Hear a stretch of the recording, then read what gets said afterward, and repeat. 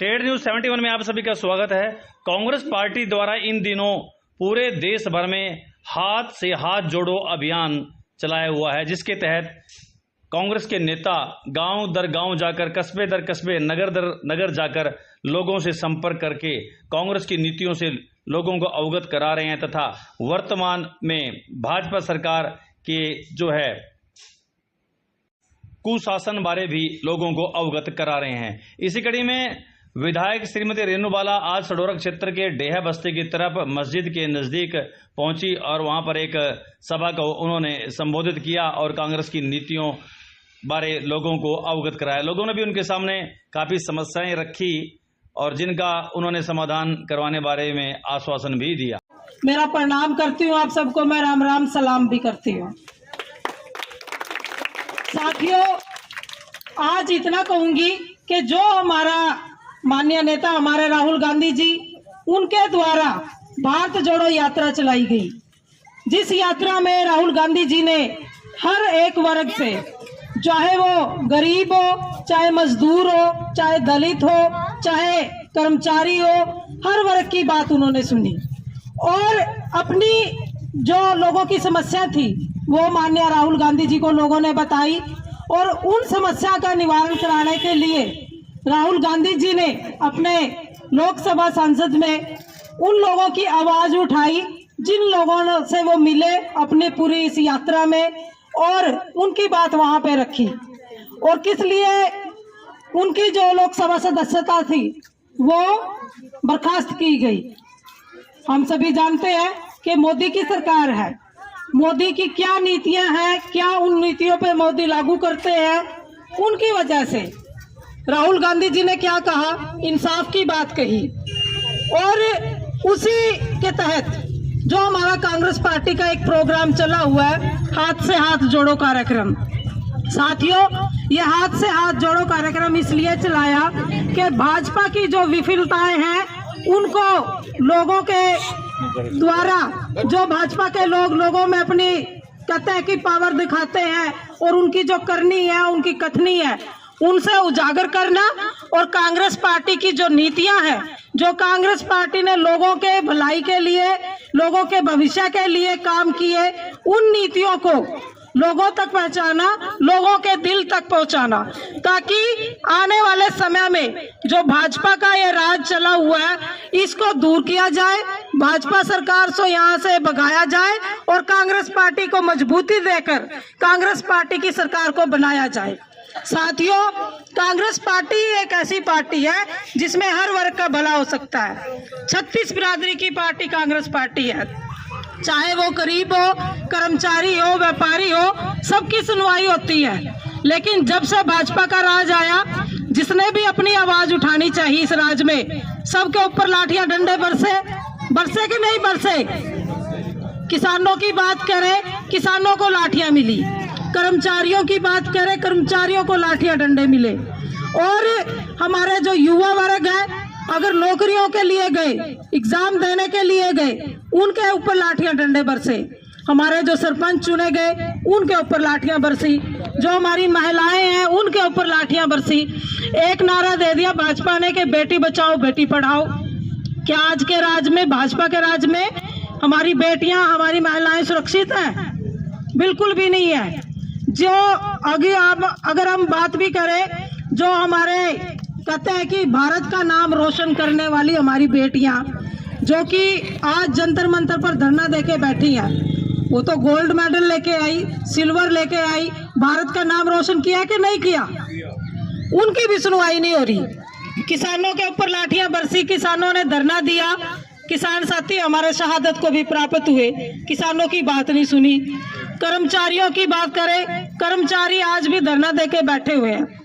तो ऐसी सरकार, जो जन विरोधी सरकार हो, इस सरकार का क्या करना भाई, जो लोगों की बात ही ना सुने। मोदी जी ने कहा हमारी सरकार बनाओ, हम अच्छे दिन लेके आएंगे, महंगाई खत्म करेंगे, रोजगार देंगे। कहाँ है भाई अच्छे दिन, कहाँ 15 लाख? अगर अब बात करें हम महंगाई की, साथियों, चाहे हम खाने के दाम, राशन के दाम, तेल के दाम, गैस के दाम, आए दिन हम देखते हैं रेट दिन पे दिन बढ़ते जा रहे हैं। जो कांग्रेस में 350 का सिलेंडर मिलता था, आज भाजपा के राज में कितना? 1180 का। तो क्या लोग कमाएंगे, क्या बचाएंगे और क्या गैस भरवाएंगे और क्या अपने बच्चों को पढ़ाएंगे? एक उज्ज्वला योजना दे दीजिए। मोदी जी ने कहा कि उज्ज्वला योजना लोगों को सिलेंडर देंगे, कुछ लोगों को दिए नहीं दिए, तो लोग मन में हो जाता है कि हमारे तो मोदी जी है जो प्रधानमंत्री उज्ज्वला योजना लेके आए और लोगों को फ्री सिलेंडर दे रहे। अब 1180 रुपए का सिलेंडर कर दिया, तो वो उज्ज्वला योजना क्या करेगी? वो खाली बिना भरे हुए घरों में रखे। और महंगाई की बात, खाने के राशन की बात करें, कहाँ इतना लोगों के पास जो दिहाड़ी मजदूर करते हैं लोग, तो वो कितना बचा लेते हैं बेचारे। गरीब वर्ग है, गरीब तबका है, कितना बचाते हैं और कितना कमाएंगे और क्या अपने बच्चों को खिलाएंगे? तो इतनी महंगाई कर दी। बेरोजगारी, हमारे पढ़े लिखे बच्चे आज बेरोजगार घूम रहे हैं। अगर हम बात करें कि हमारे बच्चों को नौकरी दे दो जी, तो वो 50-60 हजार रुपए लेके भी डीसी नौकरी जो कहते हैं ना, पहले डीसी रेट पे नौकरी मिलेगी, वो भी खत्म कर दी अव्वल में तो। और नीचे नीचे सारा भ्रष्टाचार फैला दिया। कहता है कि भ्रष्टाचार मुक्त सरकार भाजपा सरकार। कहाँ भ्रष्टाचार मुक्त? 100 गुना भ्रष्टाचार भाजपा सरकार में बढ़ गया। नीचे नीचे सारे काम हो रहे हैं और कहने को भ्रष्टाचार कर दिया, खत्म कर दिया।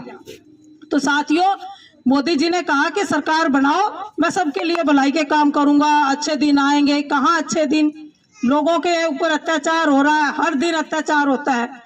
तो साथियों, मैं इतना कहूंगी कि जो ये भाजपा सरकार है, इसको देश मुक्त, हरियाणा मुक्त बनाना है, इसको भगा के, ताकि आने वाले समय में कांग्रेस पार्टी को मजबूती मिले और खुले तौर पर आने वाले समय में 2024 में कांग्रेस पार्टी की सरकार आए, जो कि 36 बिरादरी की पार्टी है। सबका भला मान सम्मान कांग्रेस पार्टी में होता है।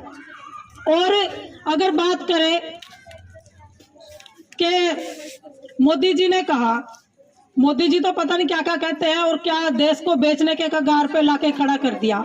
सारे लोगों को पता है कि रेलवे बेच दिया, एयरलाइन बेच दी। और मैं तो ये कहूंगी कि अगर उनके हाथ में ज्यादा सारा कुछ हो जाए ना, इधर उधर की आवाज ना उठाए लोग, तो कल को देश बेचने के कगार पे है, देश को भी बेच सकते हैं।